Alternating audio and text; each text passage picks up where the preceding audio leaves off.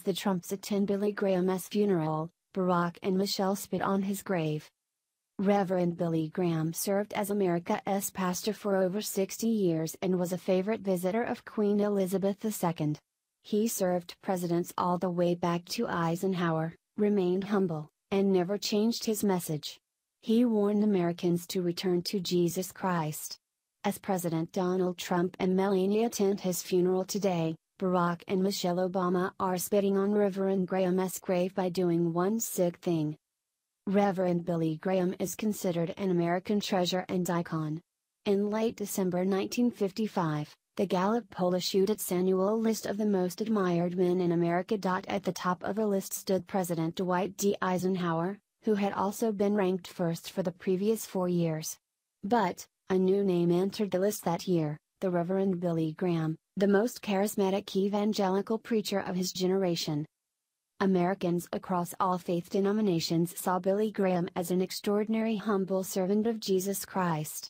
He was called on by every president since Eisenhower to give them counsel, and as he is laid to rest today, there is only one living and able-bodied president who is refusing to give him any honor, Barack Obama. After Reverend Graham passed away on February 21, Obama took 2 seconds and sent out a tweet.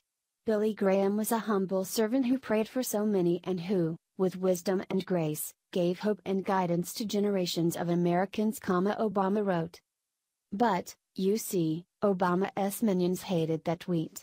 Even though it doesn't mention Jesus Christ, and it has a pretty weak description of who Graham was to America, the former president's followers and supporters chastised him, so Obama decided to disrespect Graham right after he read their responses. You never have to run for anything again, Mr. President. He hated gay people. Let his death go unremarked, at least, tweeted Reed Calloway. This was one of many LGBTQ-related responses to Obama's tweets, but many had much sicker remarks that we want to post here. Then, there is the gem by Ryan Culpa Art, who posted a response to Obama's tweet. His need to be PC is why we have that real Donald Trump. I'd have tweaked it slightly. Billy Graham was a charlatan who prayed for so many and who, with arrogance masquerading as humility, gave false hope and misled generations of Americans, he wrote. Nice, right? The hate these liberal losers have makes the majority of Americans, called the silent majority, sick. These disgusting sentiments were echoed by Michelle Obama's utter silence on the death of Reverend Graham, who received not even a fare thee well from the former First Lady.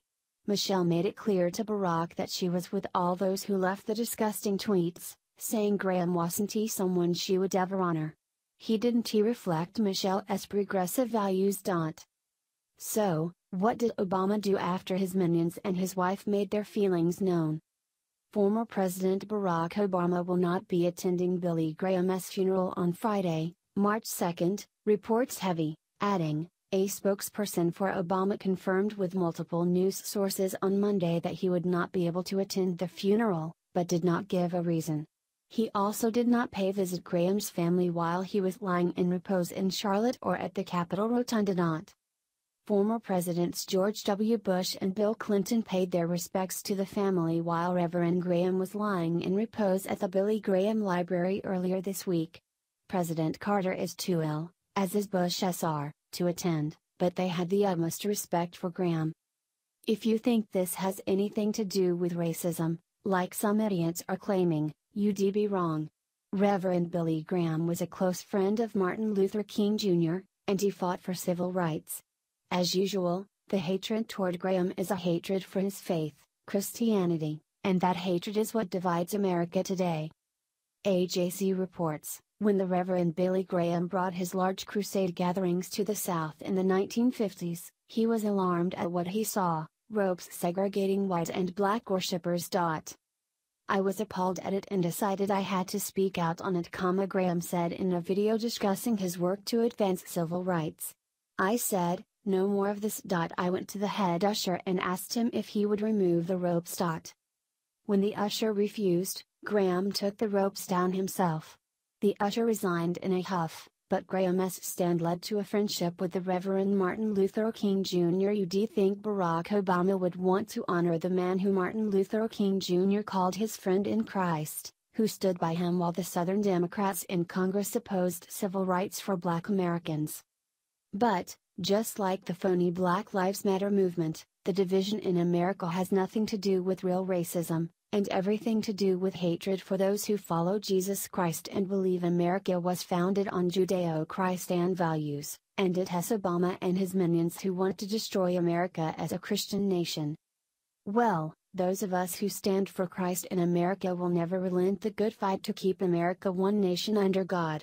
We recognize our enemies are cunning and evil, but as long as we remain true to the gospel and true to Founding Fathers' vision for America, we shall overcome those who dwell in darkness.